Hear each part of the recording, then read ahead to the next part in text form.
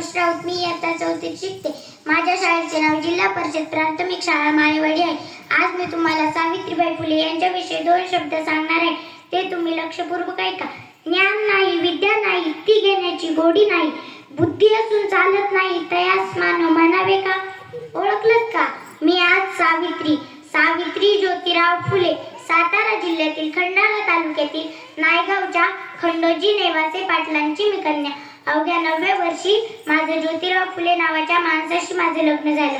आणि हळूहळू मला कळायला लागलं की माझं ज्या माणसाशी लग्न झाले ना, तो सर्वसाधारण माणूस नाही, तर या जगाला ऊर्जा देणारा एक क्रांती सूर्यच आहे. त्यावेळी बायांना उमरा ओलांडायची पद्धत नव्हती. बाईच्या जातीनं कसं आपण बरं, आपलं घर बरं आणि घरातली चूल, स्त्री पुरुष उच्च नीच असा लई भेदभाव होता. पण त्या सर्वांवरनं एकच उपाय होता, ते म्हणजे शिक्षण. शिक्षणाचा ध्यास एकच खूळ ज्योतिरावांच्या मनात सतत असत. एकदा ते शिक्षणाचा प्रसार करण्यासाठी एका गावी गेले होते आणि तिथल्या फरा नावाच्या ब्रिटिश मॅडम त्यांना म्हणाले, मिस्टर फुले, तुम्हाला शिक्षणाचा प्रसार करायचा आहे ना? So educated, the if a woman first, because if educated, the whole house educated. पण तुम्ही लोक वुमनला घराच्या बाहेरच पडू देत नाही. सो बॅड मिस्टर फुले. आणि झालं, आले की ते माझ्याकडे पाटी पेन्सिल घेऊन आणि मला म्हणाले, सावित्री, आजपासून मी तुला शिकवणार. आणि झाला माझा अभ्यास सुरू.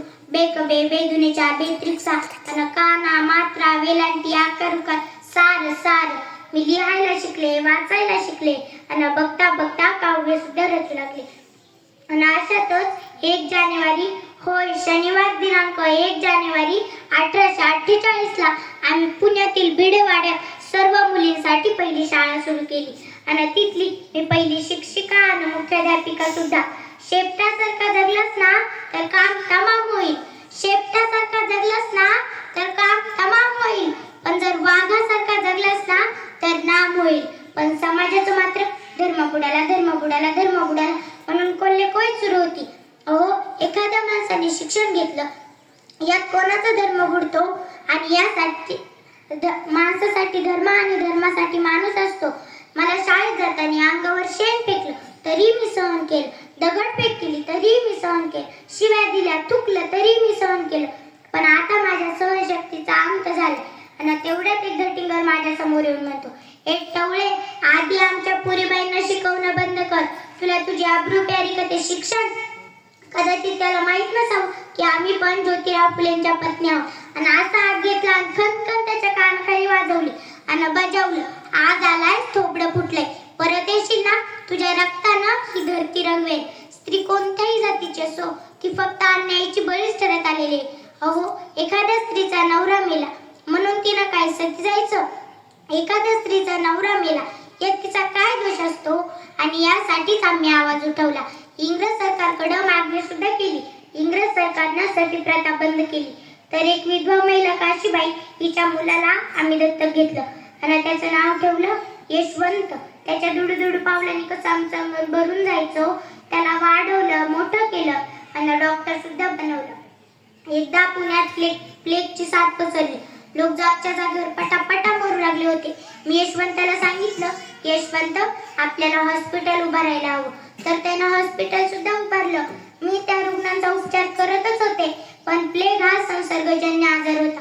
तो कधी ना कधी मला होणार होता, माझ्या यशवंतालाही होणार होता. पण मुळीच आम्ही जगलो या समाजासाठीच ना. जर समाजासाठी मरण पत्करलं तरी मरणा, तुझं स्वागत आहे रे. मी सावित्रीबाईची सावित्री आई झाली, सावित्री आईची सावित्री माई झाली. बघता आमच्या 18 शाळा सुरू झाल्या.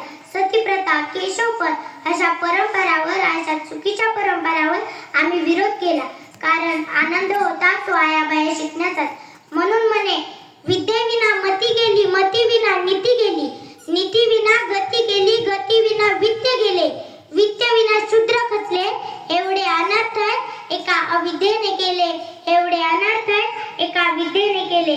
म्हणून म्हणते, मुलींना शिकवा आणि या देशाची साक्षरता वाढवा. कारण एक मुलगा शिकला ना तर तो एकटाच शहाणा होतो.